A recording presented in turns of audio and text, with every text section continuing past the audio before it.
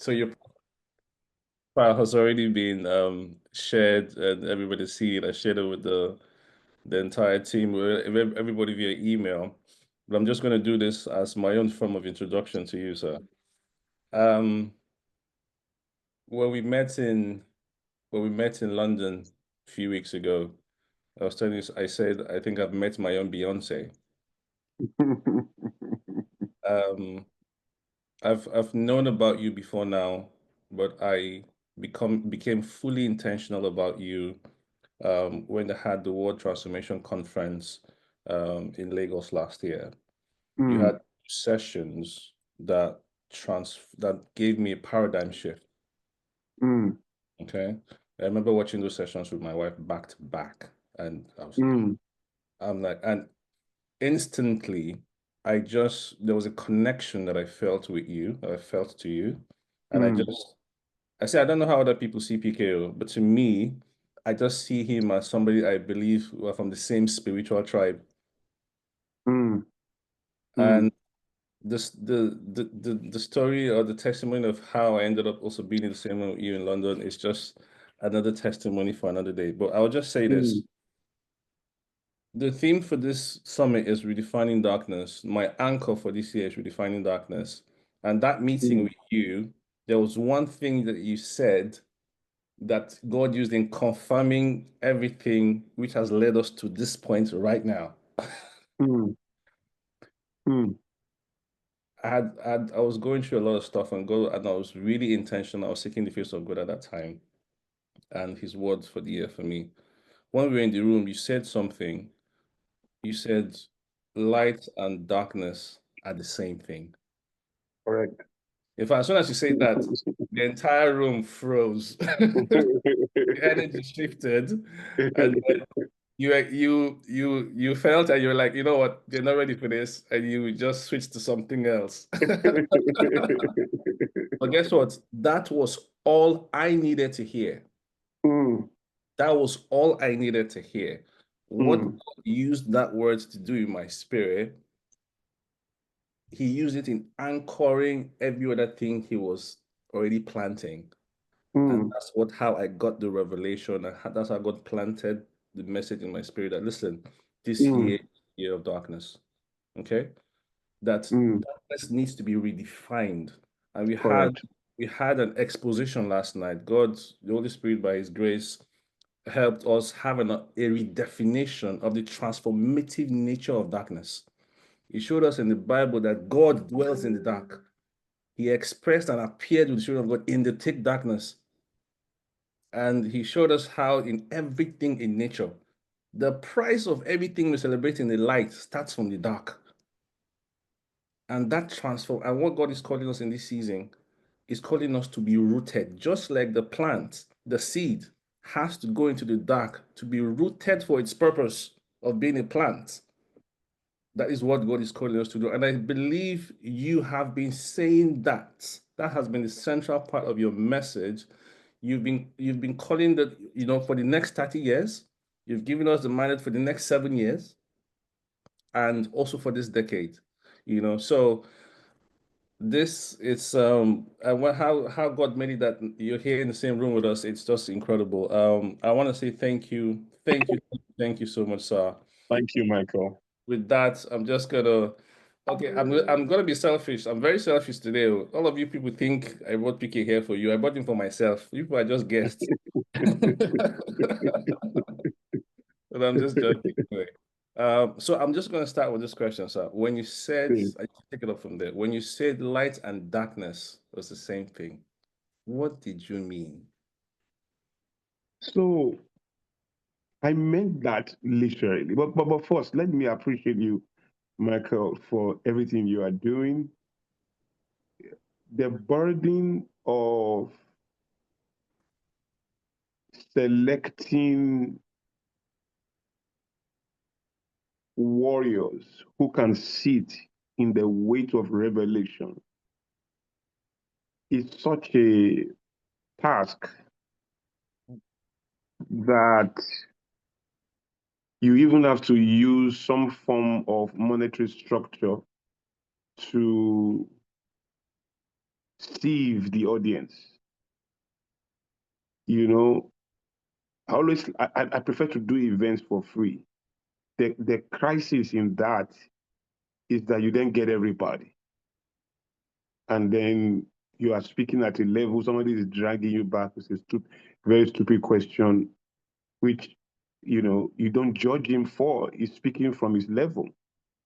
I remember I brought a guest from the United States, a gentleman called Thomas Frey, who is a celebrity futurist working in Hollywood doing big stuff. He spoke 2 sessions. By the second session, somebody stood up and said, so all these things that you are saying, how does it affect us now? This guy is talking about 2040, 2035, 2030, and preparing. He said, so how does it affect us now? Somebody in the audience had to rise up to almost rebuke the person. And I had to be like, look, how much did we pay for this event? About 100K. Any dummy can pay 100K. So, Mm-hmm. And so it's great work to put out contents like yours. A lot of people don't even understand it. When they see Year of Darkness, they just become weary of you. They begin to worry about you. You don't know the feedback I've received, sir. I know, I know, I know. Believe me, I get those feedbacks every time I put my content out. So I want to encourage you for the boldness and the courage. But you see, the good news is that these things are the default in another top 7 years. These are the ways we're going to be talking. These are the ways we're going to be relating. Do you know that even science says that your best sleep is in pitch darkness? Mm. Your best sleep, if you want to really sleep, you get it in pitch darkness. It's interesting how, you see, so first of all, darkness is an energy, but we experience it. We have experienced it in traditions. And I say it every time. Tradition is peer pressure from the dead. That's what tradition is. It's just dead people putting you under pressure through the way they thought and the assumptions they held there, right? They held so dear to them and they document it as the experience that you must have. That's tradition. So by its essence, it is designed to be disrupted. Just because tradition is always an invention of yesterday, it's not a curation of the future. Tradition is always, always an invention of yesterday. Everything you call tradition was created yesterday by people who are not in the future, who don't see the future, who probably are dead. So once you understand that, then, like I've said so many times, a rebellion must exist inside of you that is consistently questioning these traditions and putting them in usable perspective, in transferable perspective. One of those traditions is the idea of darkness. I put it to you and to all our guys on this call. First of all, I want to congratulate everybody who are on this call. God bless you. You are different. For this type of messaging to attract you, for this type of curation to inspire you enough to come and sit in this room, there's something about you that probably you have not discovered yourself, but you are not normal. You are not normal, and permit me to say you are not well in that sense. In that sense, there's so much about you that failed the test of popular wellness as they like to describe it. There's an abnormality inside of you that you must pay attention to, and you must honor, and you must carry. You're on a different journey.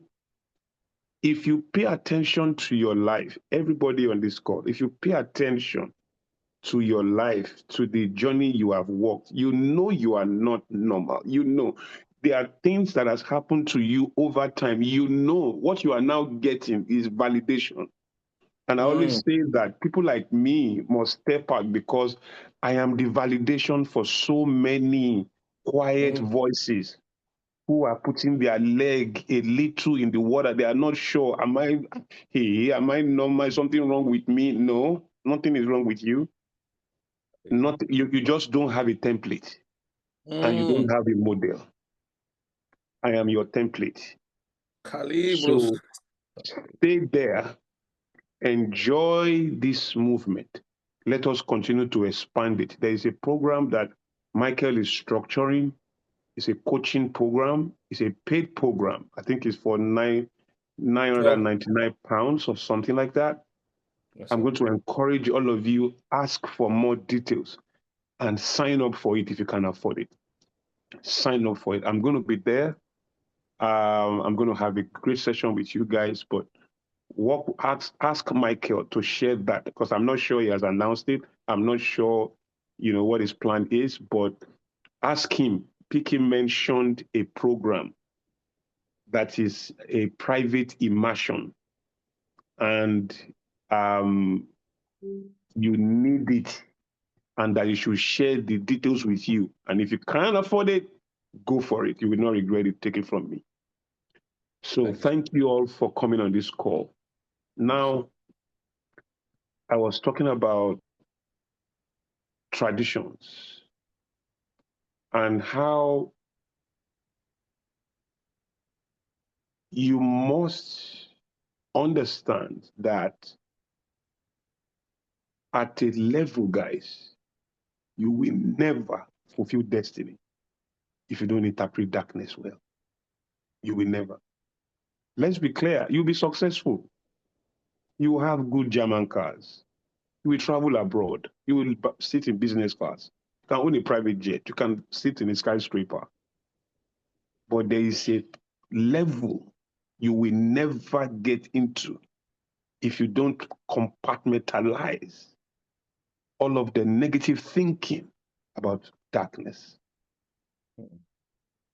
You see, the whole universe was created out of darkness. Everything you see in the world was, even you came, the womb is a very dark place. I hope you know there's no floodlight in the womb. There's no, It's- there's, there's no floodlight there. Like, you're It's sounding like you were dark. here for this session. You came out of there. But because of time, I have another session right here. I'm in Houston. People are waiting for me. So I'm going to go straight to the point. There's a part of darkness which is engaging the culture that has to be understood. But it begins with the natural premiums that we miss about darkness. We like because a lot of negative things have been represented by darkness. A lot of daily contemporary things have been represented by white, just like the misery of color black and the misfortune of color black, blackmail, black sheep, Black, Black Devil. black devil, you know. Uh, but people don't think of black box, which is positive, because black box is the soul of a plane crash. Yeah. It's the salvation for interpreting any plane crash. Black is not negative. White is not positive. Nobody, there's nothing called white man. You've never seen a white man before. If you see a white man, you will run away because there's no white man. If there's a white man, this is how you should look. Do you see anybody that look like this? There's nobody like. If you see somebody that look like this, you will take off. Nobody looks like this. There's no white man in the world. So the way we interpret colors is such a powerful indicator of how we have been conditioned, if not limited operationally. So true freedom must take emancipation away from all of these constructs of how we interpret. People believe that darkness is evil, and particularly if you read scriptures like, that talks about the darkness of this world, but it's the same scripture that says that light and darkness are the same to him, right? So you can't make a conclusion based by the fact of two or three, by the amount of two or three, every fact will be confirmed. So you don't stay on one area, right? Without darkness, there's no classification for light. 100%. There's no classification. There's no terms of reference for light. No we will context. never know light but for darkness. So let me pause there and move to, because that's philosophy and I don't want to spend too much time in that. Let me spend more time with the practicality of darkness, that you are going to engage people with a different spirit, with different focus, with different agendas, right? Some of them evil. But I don't know one person who is going to be more evil than Satan. And God has not killed this Satan. For all this, God knows how many years, Satan is still there. Why didn't God just take him out? Because for many reasons, until the attainment of perfection, let me tell you something. The Garden of Eden was not perfect. If it was, Satan will not be there. If it was, Adam will not be incomplete. Eve will have been unnecessary. Right? So we've not created. The Garden of Eden is good. It's not perfect. Now, perfection is a state of completeness where adaptation and improvement are unnecessary. Is the final state of existence of a thing that is completely away from any necessity of adaptation or improvement. That is yet to happen in the human condition. Even in the Garden of Eden, it was not there. If it was, Adam will not be asked to tend it, to nurture it, to cultivate it. If it was perfect, it will not require adaptation or improvement.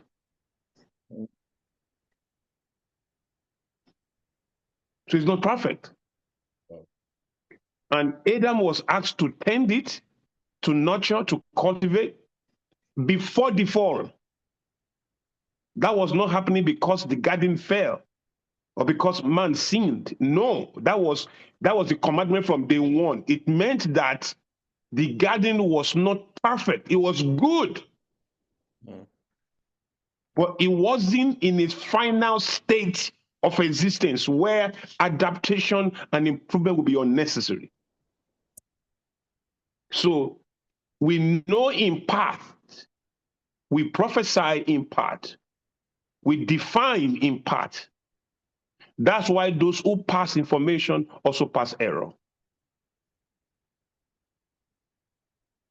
And the error of conversation should not shock anybody. That's why I'm always amused when people come and be criticizing people who spoke and be calling them names. I'm like, hey, most likely what you are saying to in another 10 years, I'm going to find the loophole. Except you are very guarded, very, very guarded. So the idea is that we will continue to deal with the fact of imperfection. Now, let's be clear. All that is flawed is imperfect,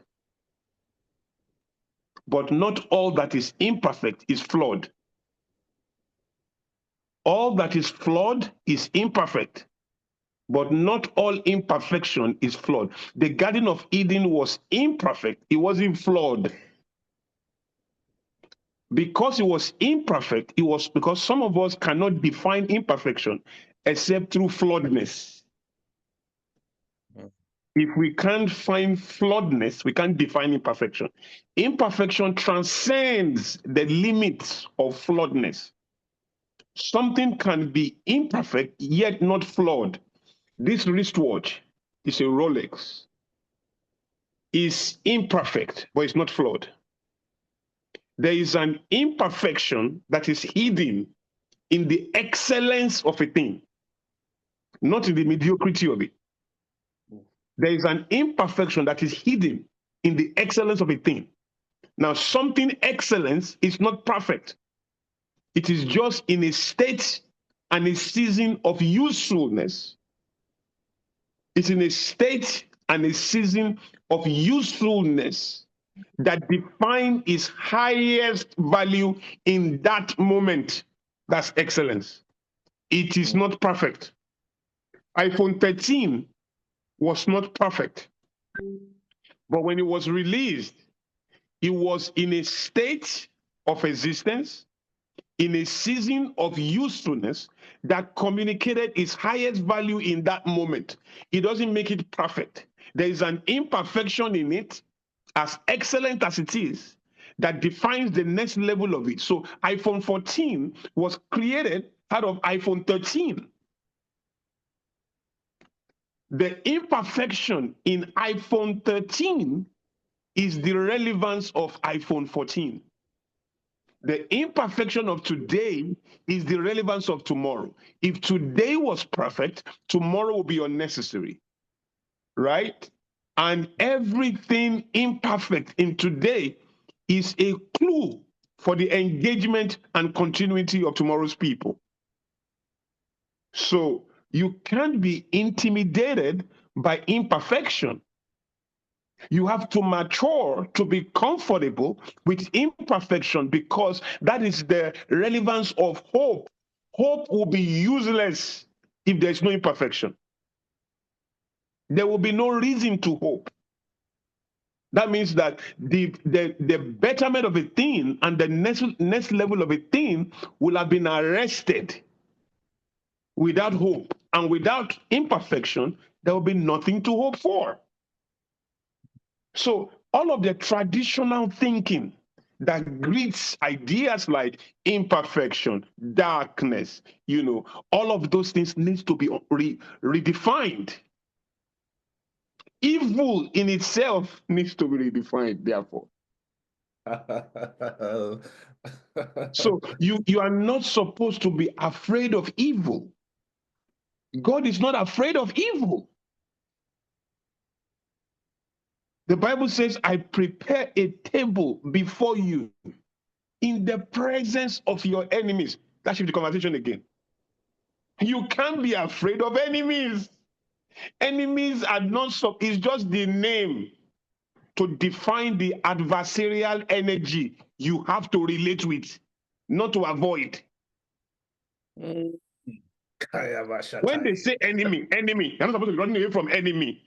You can't run away from enemy. The word enemy is the adjective to represent the adversarial energy you are going to deal with. It doesn't make it, you see, Eve was also an adversarial energy to Adam. You see, the word translated helpmeet in Genesis is equal and opposite adversary. You see, Eve as helper of there is an opposition that Eve represented. That is why if you marry a dons, you can. There's just a level I mean, it's as simple as that. You have to be with people that can meet you here, spirit, soul, and body, right?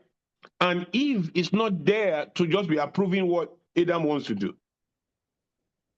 You see, she's going to challenge Adam. She has the capacity to make Adam or to destroy him. And Adam has to understand that so that he can channel, because who was talking to all the animals in the garden? It was Eve. It was Eve that was talking to the serpent. There's no record that Adam spoke to anybody. Eve was the one giving meaning to the animals. Adam was naming them.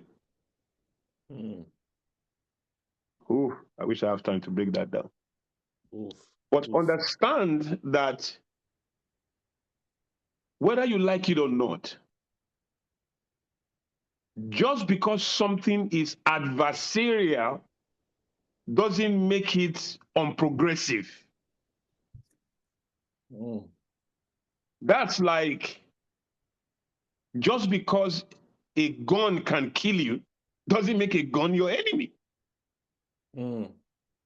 Just because a plane crash can destroy you doesn't mean you should not take a plane. Now, do you know that when people tell me, you know, I don't like risk, I say, really? But you are on this earth, you got married. Do you know what it means to get married? You got married, you gave birth to children. Do you know you have no control? You gave birth to children today. Prove to me that you'll be alive next week to take care of these children. You can't prove it. There's no mathematics that can show us that you'll be alive. But you gave birth. What a risk. You start building a house that you cannot prove that you'll be alive in 2 days' time. Yet you bought the land, you start building. There's no possibility. There is a possible. What is the math that says that by the time that building is completed, you'll be alive?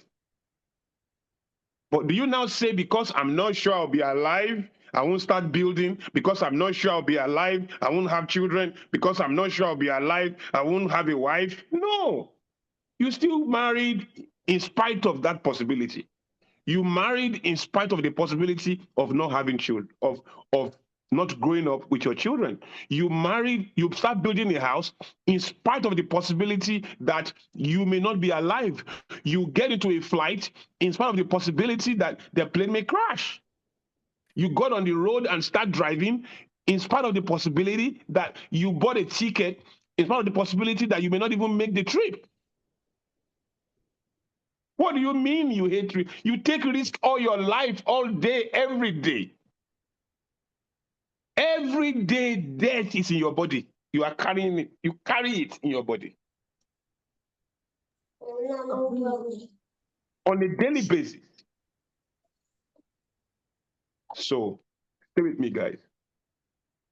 The moment you start interpreting at this level, you are now opening yourself to a dimension of fearlessness that will produce the tranquility to contain any form of complexity in the universe. I prepare a table before you, not in the presence of your friends or your colleagues or your cousins or your allies, in the presence of your enemies. And I say it every time. There is a food you will never eat until you can sit on the same table, eyeball to eyeball, with your enemies. You're going to negotiate, you're going to exchange, and when your maturity is fully born, you are going to have to offer mentoring to evil. If evil cannot defer to your intelligence, if evil cannot defer to your wisdom, you are not wise. If evil cannot surrender and begin to seek your counsel and begin to look up to your direction and begin to observe your movement, even if it is to create more evil for him, What can the devil do if he doesn't study God?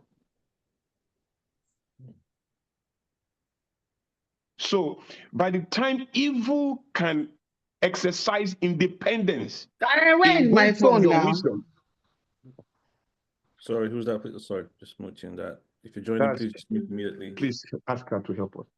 By the time evil can find independence without your freedom, without your wisdom, and can define itself, you find, just lost my thoughts. Sorry about that, sir. Yeah. Okay. We're talking about dining.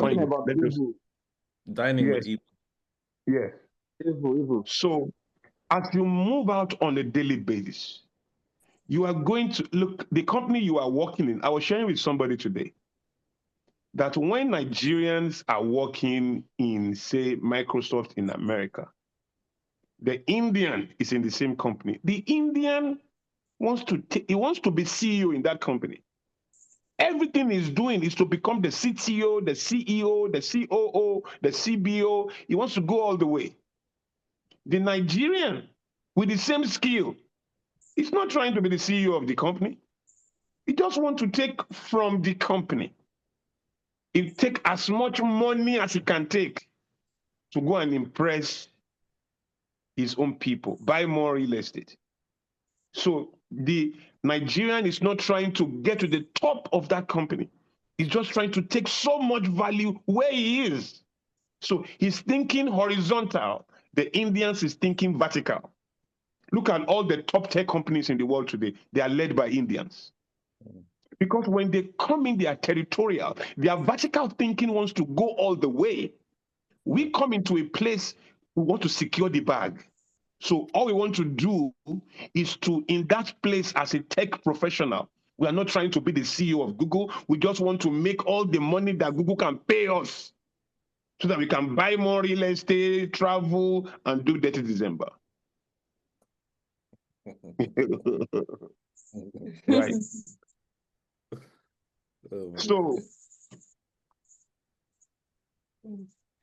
So there is a smallness in how we engage because we don't understand the ideology of darkness and light.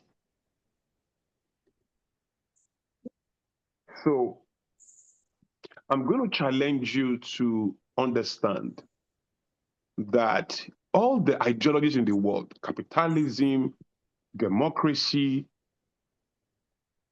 all the systems, institutions you know in the world, right?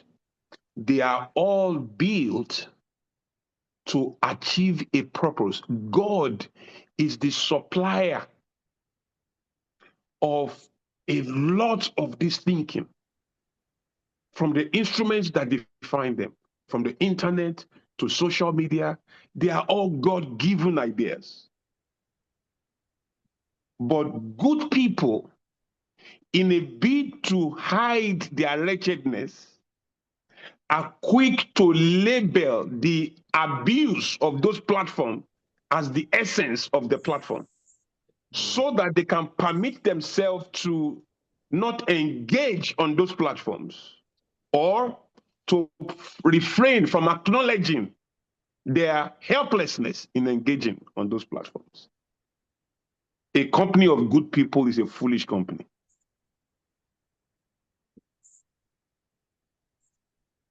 God is the father of the world with evil people in it. You know, somebody told me, I just want to thank God for today. I always tell people, thank God for today. I want to thank God that I woke up. Thank God that you woke up.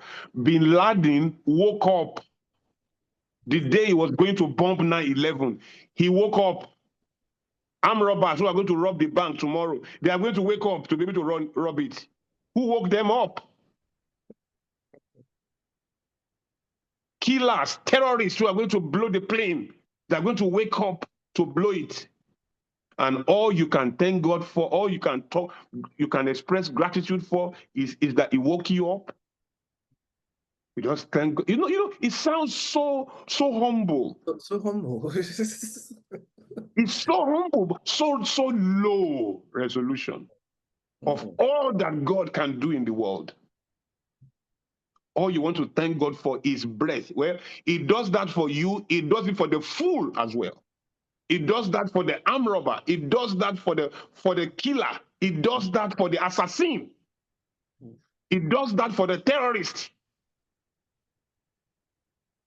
in hope that they will repent someday. And you are here with all the capacity of the Holy Ghost residual inside of you. You are thanking God for a low resolution effect that God gives to the wise and the fool.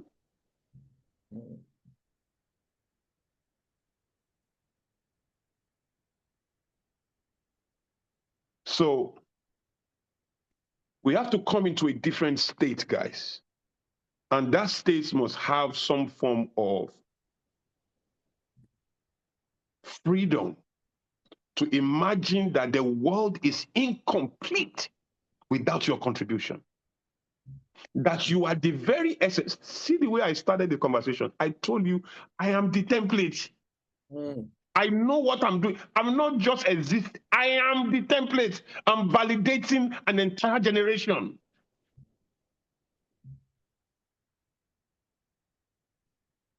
I accept to be the guinea pig. I've made so many mistakes because I walked a path without signpost. I am the signpost of many coming after me. But when I walk this path without signpost, I make so many mistakes because I can't find the people who are doing what I'm doing. In my generation, ability to preach is proof of pastoring. The height of what I should be doing is to go and pastor a church. Everybody told me to go and pastor a church, but I knew it's not my path. And I can preach, I can talk, I can teach.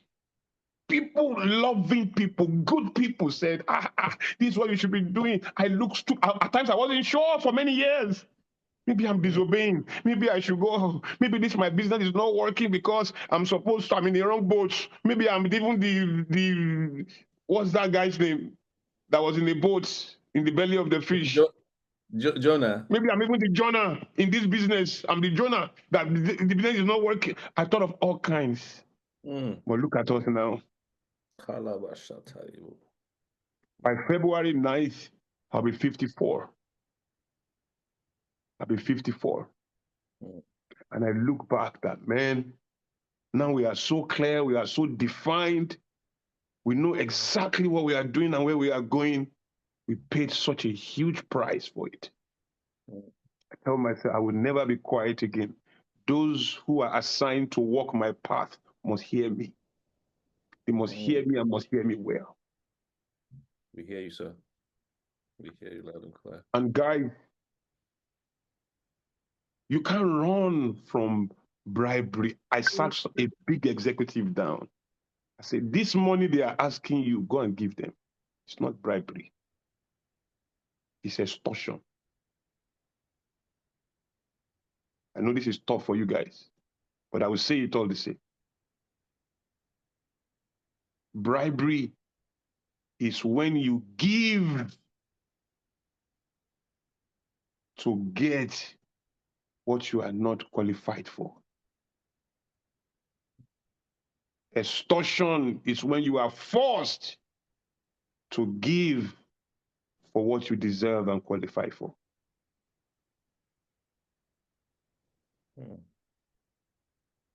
If they ask you to go 1 mile, go with them too.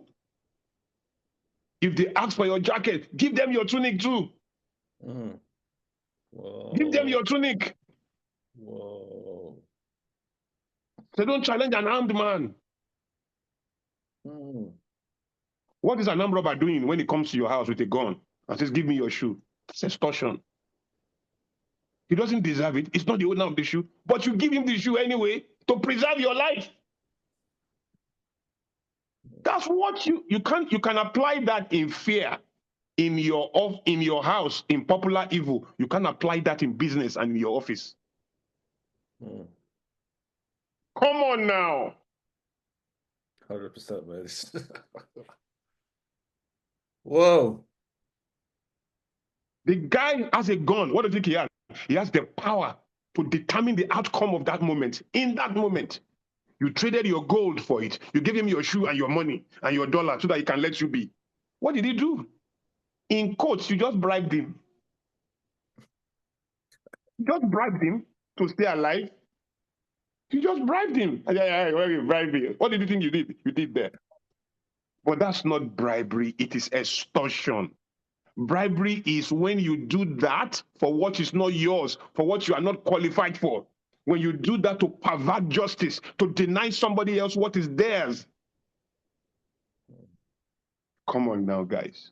There's a lot I can share with you. Do you know how many people have avoided contracts, businesses, because they don't understand this thing for years? Some people are poor today because God brought 3 opportunities to them like this in their lifetime. They say, I'm a righteous man.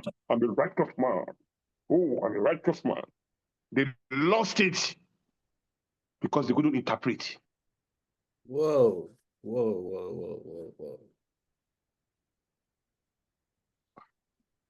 There are depths to this thing. Depths to it. But let me tell you something. There are rooms, there are palaces, there are kingdoms you cannot create. Rooms you cannot enter. Territories you cannot shape. If you don't understand the containment of darkness, the manipulation of darkness, the curation of darkness, because you also must be able to create darkness. Yay.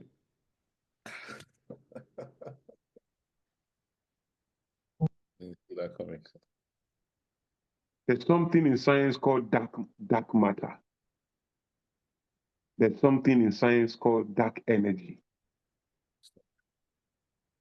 Dark energy. You need to go check it. Dark energy, dark matter. Matter is anything that has weight and occupies space. And the part of the conclusion is that over 95 to 75% of matter is still unknown. That is, all that we have known called matter, from car to plane to energy to all that we have seen, buildings, they are still like 20 to 5% of matter.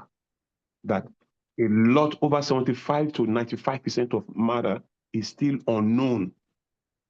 That unknown is called dark. That is dark matter. It's not evil. When the Bible says in Isaiah, you will know the secret of hidden places. One translation says of dark places. What do you think that is? Treasures of dark places. What do you think that is? It is the glory of God to conceal a matter. It's the honor of kings to search it out. Kings. The honor of kings to search it out. Honor of kings. Come on, please.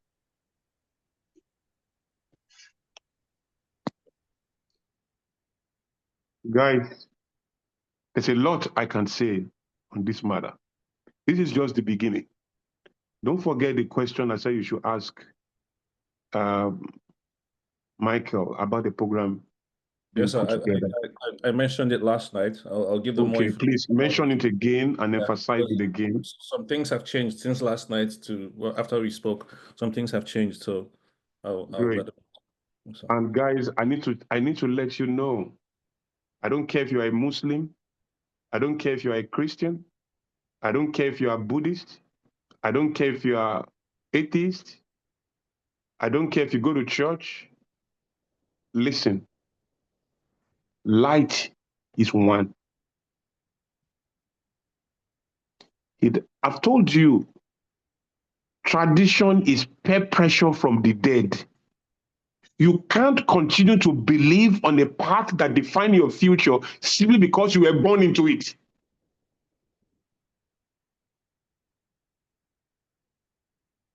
Your spiritual discipline is to say, why must I go in this direction? Why? You actually mean I'm going to define my legacy by what some dead people interpreted? No. There's so much light. So much light. And light is one, but we receive them in different resolutions. And somebody says, oh, I am Ogun, you are dealing with maybe 20% resolution. Somebody, oh, me, I'm committed to this 10%.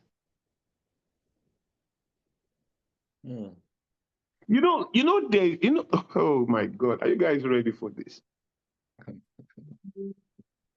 See, guys, there is a highest resolution. There is a highest resolution. And when you aggregate, let me tell you something. There are many religions in the world. My problem with religion is that it doesn't innovate. It doesn't innovate. Anything incapable of innovation is low resolution of light. You know why they still beard in Islam? You know why they beard? You know why they still cut fingers? No. Let me tell you why. You see, in ancient days, the social justice system was to physically, you have to carry your justice with you. There were no court of law, there were no constitution, there were no electric chair, there were no jails. So there were no prison system. They didn't have a penitentiary. So when they catch you for crime, they have to cut your hand so everybody can see that that's your jail. Your jail will be on your body. They will remove your eyes. They will cut your legs. They will behead you. It's instant judgment, and then you carry the weight of that judgment, either through loss or maiming. That was the social justice system. Even in the Bible, the law will say, if you catch a woman in adultery, stone her to death. It wasn't God that was determining. People say, how can a wicked God say? It wasn't God. That was God coping with the social justice system of man. That is the only way man interpreted justice. So God came down to work with the social justice system of man. If the Bible was written in 2025, they will say, when you catch a woman, take her to court or do this. They will say, if you catch a thief, electrocute or jail the person. If they're going to write the law again in 2025, they'll be using modern interpretation of the social justice system. So the reason why one of the reasons why the New Testament was necessary, right? Let me show that.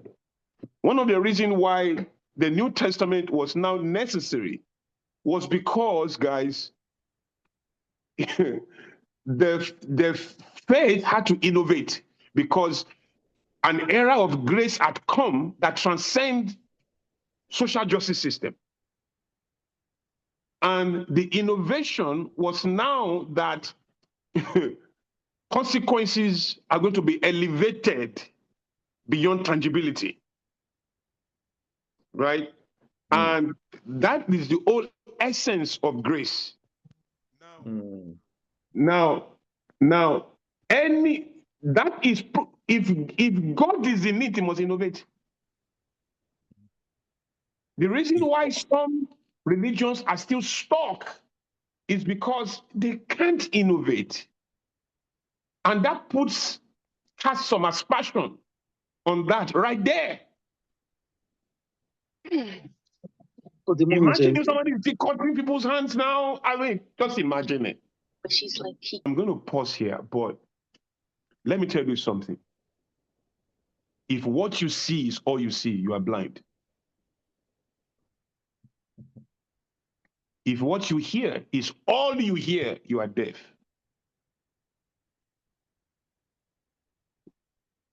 grow up, know that there is always more to what you see. Allow that curiosity to guide you and to know that the possibilities in Christ are deeper than the limits of religion. Religion has a lifespan. By my mathematics, I think it's another 30 to 40 years. Organized religion as we know it, we crash. Gen Alpha, we crash it. They simply don't have the reverence and the fear to bow to the regimentation of religion. Spirituality will expand, faith will grow. Organized religion as we know it will be weakened terribly. Open your minds. Open your minds and stay guided. Somebody came to me and said, PK, what's your secret? I said, my secret, to be honest, is that I take the courage of the Spirit to read scriptures beyond being open-minded. You don't understand. I read the scriptures naked mentally. It's like I'm ready. And that's how I see things. I can tell you for free,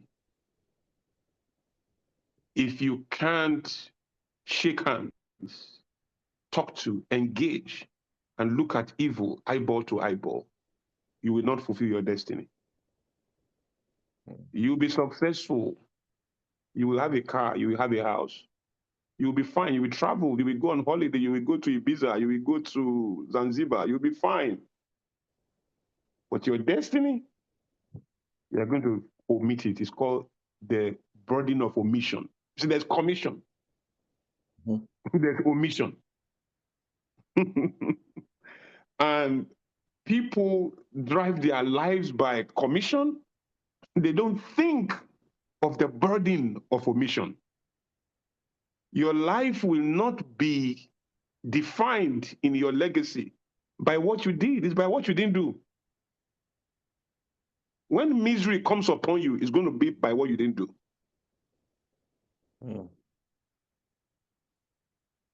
So your Christianity is Muted. not Oh, because sorry. Do you stop hearing me? Your Christianity is not so that you can have a house, travel abroad, escape sickness, live old, have children, drive good cars. You know, that's not why.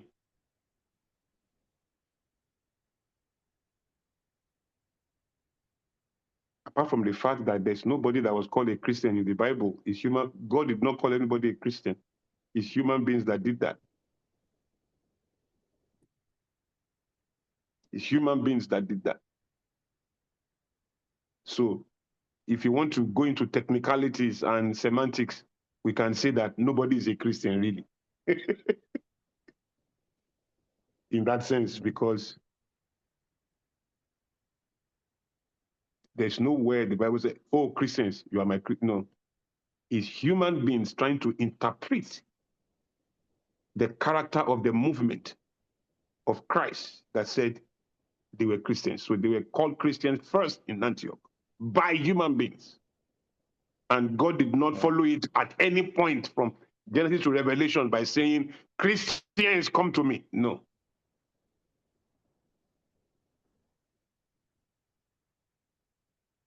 Technically, you are a follower of Christ. That you are a Christian is a symposium discussion.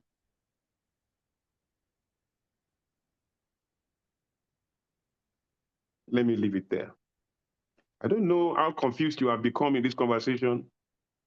I don't know how convinced you have become in this conversation, but I do Um, know that your life will never be the same again from this conversation.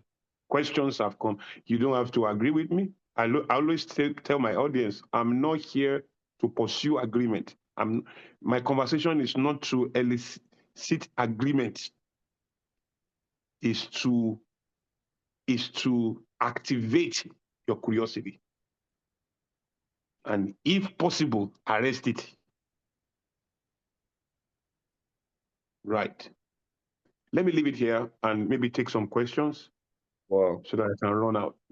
Oh wow. Oh wow. Oh wow. Oh wow. Can you just put something in the chat, guys? Just let me see the chat blow up. Let me see that chat room just explode right now. Sandra, I see you.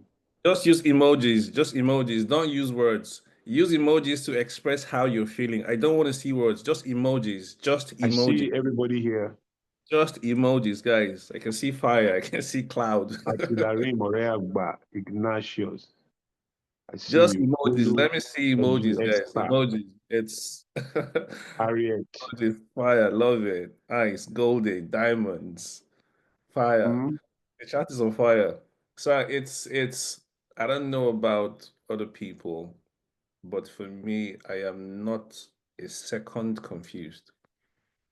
What blows my mind about you is just, and I don't know, you said something in the beginning. We are not well.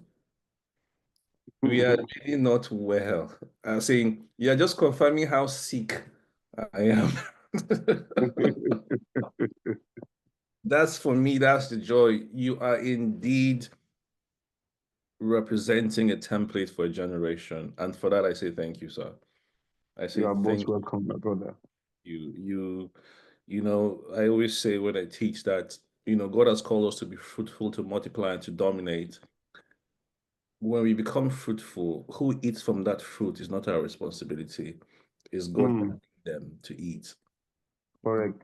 You do not have an idea the impact that you're making. I know you hear this every day, but it's it's crazy. Trust me, I was gonna say this later. I was like, if there's somebody I want to be like right now, is you. Straight up. It's you. Like right now in my life, there's somebody I want to be like right now, is you, So it's really, really an honor and a pleasure to be here. As guys, as you can see, I'm being super selfish. I'm just engaging PK for myself. So but please, if you have any questions, guys, if you have any questions, the emojis are just keep coming nonstop. If you have any questions, just put up there because for me, there's so much to process. I'll have to come back to it. If you have any questions, please maximize it. It's not every day we get PK like this. But for those that will be signing up for the coaching, for the executive coaching class, possibly though, we'll definitely be having this again. So I can't see any questions now. Don't worry. PK, if there are any questions, I'll answer it on your behalf since they're Yeah, not. I think somebody's hand was off If at a somebody's point. hands, Ra, can you go ahead, unmute your mic, please? Yes, thank you very much. It's always a pleasure to be in the presence of PK. Somebody hit me up and said, I've heard about the futurists. The second time I heard about the futurists, I said, I'm not going to explain anything much, just attend. And I'm sure he has gotten his feel. Listening to a futurist and at the same time an iconoclast. And the depth of words, you need to be at a certain level of depth to understand when PK speaks. Yeah. Right. And then redefining darkness is another topic that defines a deeper level of depth to understand it. My question is very simple, probably for everybody that is here, and it is, let me try and break it down very simply. It's understanding the darkness of the universe and how things are created before it's even seen and being able to see what is not being seen, right? What is the unspoken words and the language of communication, right? Let me say, communication is true language, English, French, whatever choice you use. But at the same time, it's just air coming out of our mouth. So I want to find what is the language of understanding the depth of the universe in communication, because our words are spells. So what is the language of communication in the universe? To deeply understand So what is rooted, that is said and not said. I Thank hear you. you, Abdurrahim Abdul. Good to hear, good to see you. God bless you. Now, let me just say that, you know, English language is one of the problems. You see, what you describe, English language, the more you master English, the less power you have in communicating spiritual truth. And people don't know that. You know, people brag in their capacity to learn English language. English language is not a language of progress. I mean, right? So it's not, there are poor Englishmen and there are Englishmen in jail. So definitely English did not help them. I mean, Englishmen are in jail, and there are more Englishmen in jail in England than any other what's the word? What's the word that used to describe everybody else? But there are more Englishmen in jail in England than anybody else. There are more Englishmen poor in England than any other race. Just because Englishmen are the majority in England, right? So it's as simple as that. So guys, what I will advise is learn the gift of meditation and learn to meditate and try not to use English to meditate.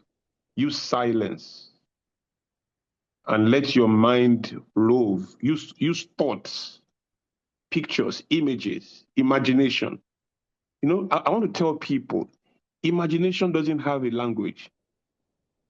In fact, the closest thing I can describe that is imagination with is coding.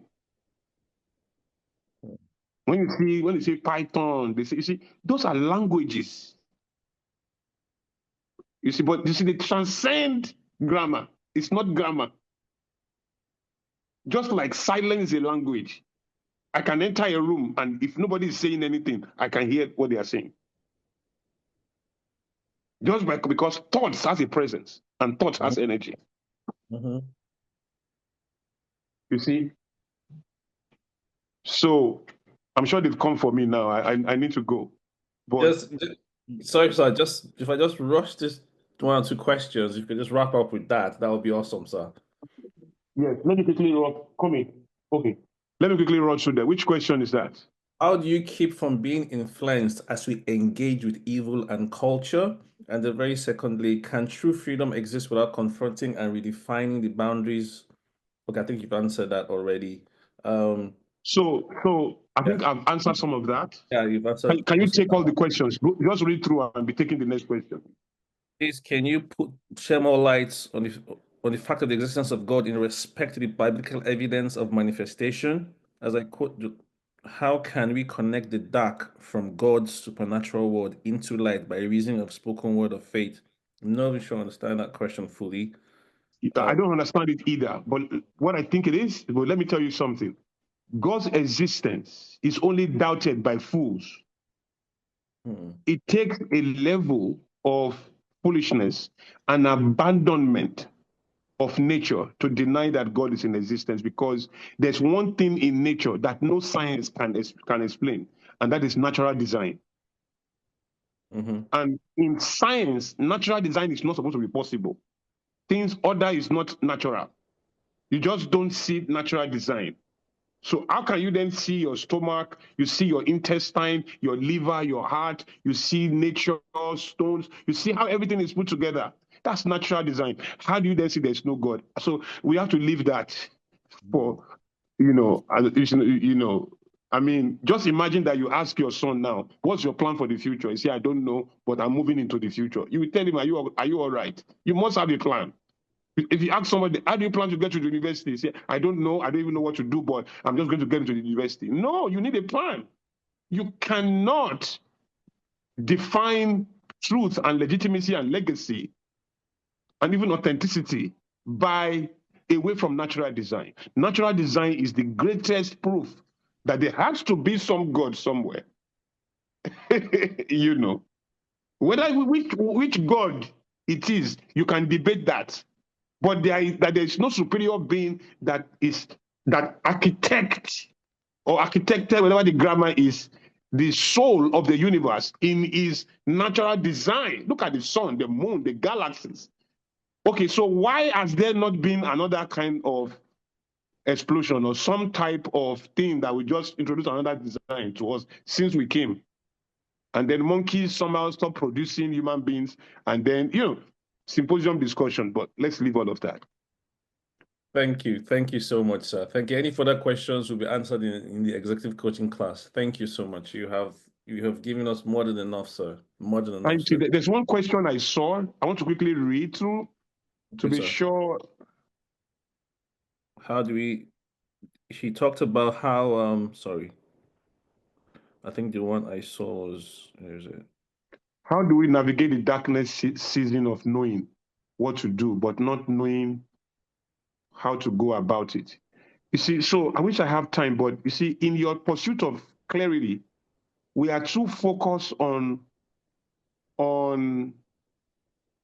what you should do. And that is why we empower words like vision. Vision is overrated. We empower words like reality, overrated things. That's why overrated things. That's my problem with therapy as well. We overrate all these things. The people who built merchant banking, who constructed the pyramid, they didn't know therapy. They didn't know life coaching.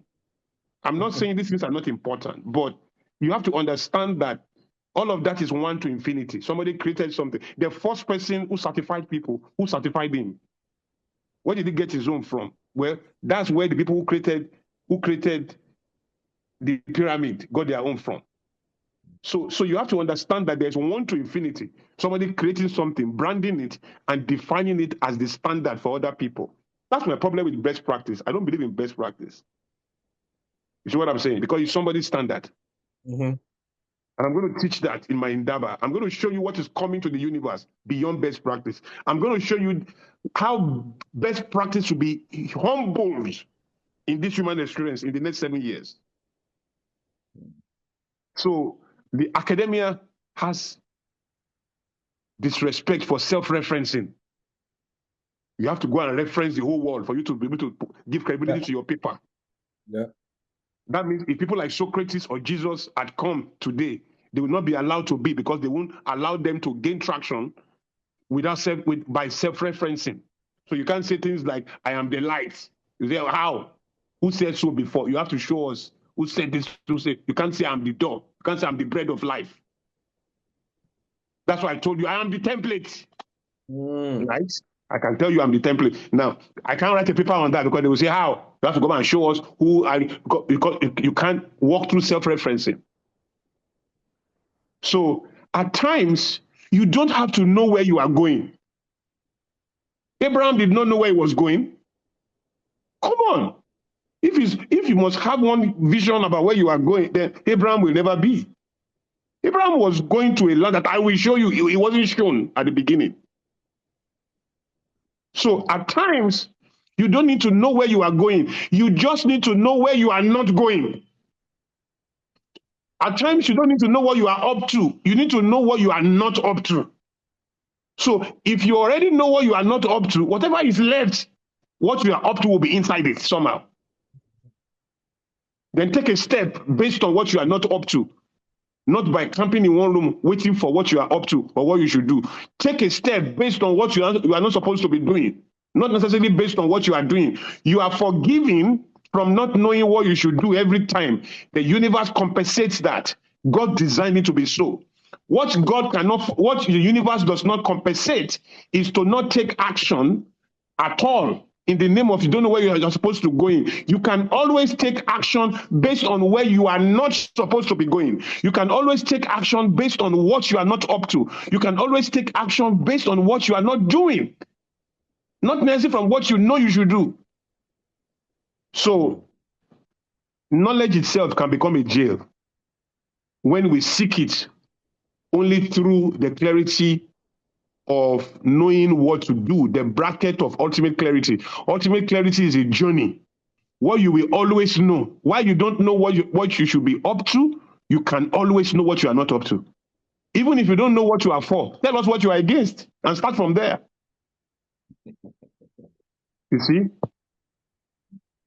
Amazing, amazing, amazing. So listen, I want to quickly run through there's something I thought I saw. Was it the one that someone talked about how not to be affected by evil when we engage with evil? Is contact without contamination. Yes, contact, yes. That's contact without contamination. That's a discipline you have to learn. It starts with knowing your own values and your representation. You see, I wish I have that. You must know where you stand first, because Right. it is the person that is well that can donate blood. So that wellness is self-capacity. You have to know what you are. So that you can know the degree of contamination you cannot descend into. Right. Why do we have your caliber of thinker in scarce commodity in Nigeria? Why do we have your caliber? Well, I don't know what you mean, but hey, we keep working, man. Maybe why don't we have a lot of people like me? Yeah. Okay. Guys, I need to go. I love you, Michael. We'll talk Yes, another day. Yes, All sir. right. Everybody Yes, sir. stay blessed. Keep moving. Don't stop. Don't stop and don't conclude. Greet everything with curiosity. Keep learning. If anything is you are struggling with, put it to a question. Michael will get it to me or DM me. But remain a warrior. Let your war be here. Mental weaponry, and keep moving. Release your soul. Accept your journey. Embrace your story. Trust the future. Trust the future. God bless. Thank you, sir. Thank you, sir. Thank you, sir. Wow. Wow. Wow, guys. Let's wow, let me see those reactions again. Let me see those reactions on the chat. Just emojis, guys. Just emojis, because I don't think words can contain it at this point in time. Let me just see emojis, guys. Just emojis.